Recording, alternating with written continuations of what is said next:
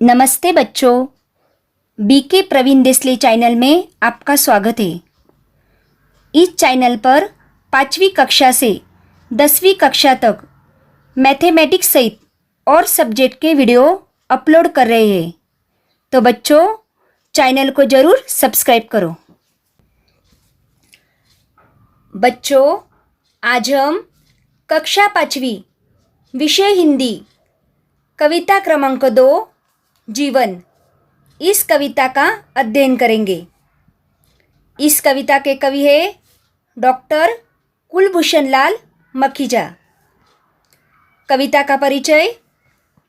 प्रस्तुत कविता के द्वारा कवि मानवीय मूल्यों से लोगों का परिचय कराना चाहते हैं। वो लोगों को सत्कर्म व प्रगति के पथ पर संघर्ष करते हुए आगे बढ़ने के लिए प्रेरित कर रहे हैं। जीवन केवल सांस लेने का नाम नहीं है, जीवन चलने और आगे बढ़ने का नाम है।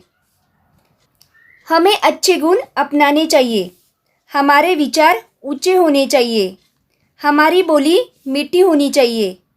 यह कविता हमें संदेश देती है, जीवन संघर्षों से भरा होता है, इसलिए बिना हारे और पूरे साहस के साथ हमें हर सुख दुख का सामना करते हुए आगे बढ़ना चाहिए। तो चलो बच्चों, अब हम कविता पढ़ते हैं और कविता का सरल अर्थ समझते हैं। पढ़ो और गाओ। जीवन है चलने का नाम, करना कभी नहीं विश्राम। नाम यानी यश, विश्राम यानी आराम। बच्चों, जीवन किसका नाम है? जीवन चलने और आगे बढ़ने का नाम है। कवि कहते हैं, मनुष्य को अपने जीवन में सदैव आगे बढ़ते रहना चाहिए, अर्थात सदा मेहनत करनी चाहिए, क्योंकि चलते रहने का दूसरा नाम जीवन है। आलसी बनकर पड़े पड़े आराम करना जीवन नहीं कहलाता। हमें मेहनत से कभी भी पीछे नहीं हटना चाहिए। कवि आगे कहते हैं, घड़ी सदा टिक टिक करती, रुकने का नहीं लेती नाम। घड़ी नुमा सब आगे बढ़ना, सूरज सानित ऊपर उठना। कन कन में अपनत्व देखकर सबको दिल से करो प्रणाम। सदा यानी हमेशा, घड़ी नुमा यानी घड़ी की तरह, नीति यानी हमेशा, कण यानी मिट्टी का एकदम छोटा भाग, अपनत्व यानी अपनापन, प्रणाम यानी नमस्ते। घड़ी हमेशा टिक टिक करती हुई चलती है, वह कभी रुकती नहीं है, इसलिए हमें घड़ी से आगे बढ़ने की प्रेरणा लेनी चाहिए। सूरज की तरह निरंतर ऊपर उठना चाहिए। जिस तरह सूरज बिना भेदभाव के कण कण को प्रकाश देता है, उसी तरह हमें सभी लोगों के प्रति अपनत्व का भाव रखना चाहिए और सबको सच्चे हृदय से प्रणाम करना चाहिए। कवि आगे कहते हैं, लहराना सागर से सीखो, आसमान सा हृदय विशाल। सहनशील बन धरती जैसे, मिलजुल करते जाना काम। जो चलता वह आगे बढ़ता, मेहनत कर पाता पदनाम। आसमान यानी आकाश, विशाल यानी बड़ा, सहनशील यानी सहन करने के स्वभाव वाला, धरती यानी पृथ्वी, पद यानी ऊंचा स्थान। बच्चों, आगे कौन बढ़ता है?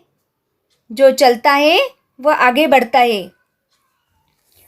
कवि कहते हैं, हमें सागर की लहरों से प्रेरणा लेकर लक्ष्य की ओर बढ़ना चाहिए। हमें अपने हृदय को आसमान की तरह बड़ा रखना चाहिए। हमें सबकी मदद करनी चाहिए। हमें पृथ्वी से सहनशीलता का गुण सीखना चाहिए। हमें लोगों से मिलजुल कर अपने कार्यों को पूरा करना चाहिए। जो जीवन में परिश्रम करता है वह अवश्य आगे बढ़ता है। वह मेहनत कर ऊंचा पद और यश प्राप्त करता है। माँ जैसी हो मीठी बोली, मन में सच्चे उच्च विचार। अपने जैसा सबको जानो, सेवा का कर लो सुविचार। जीवन है चलने का नाम, करना कभी नहीं विश्राम। उच्चयाने ऊंचा, सुविचार्याने अच्छे विचार। बच्चों, हमारे विचार कैसे होने चाहिए? हमारे विचार सच्चे और ऊंचे होने चाहिए। कवि कहते हैं, हमारी बोली माँ की बोली की तरह मिठास से भरी होनी चाहिए। हमारे मन में सदैव अच्छे और ऊंचे विचार होने चाहिए। हमें दूसरे लोगों को अपनी तरह समझना चाहिए, उनकी मदद करनी चाहिए। हमें सदैव प्रयत्नशील रहना चाहिए। हमें कभी भी रुकना नहीं चाहिए, क्योंकि चलने का ही दूसरा नाम जीवन है। बच्चों, प्रस्तुत कविता लोगों को सतत आगे बढ़ने के लिए प्रेरित करती है। हमें सफलता प्राप्त करने के लिए मेहनत करनी चाहिए। कविता में घड़ी, सूरज, आकाश, धरती, सागर और माँ के मौलिक गुणों को ग्रहण करने की प्रेरणा दी गई है। कविता के द्वारा हमें प्रयत्नशील बनने, लोगों के प्रति अपनत्व का भाव रखने और सबको सम्मान देने का संदेश दिया गया है।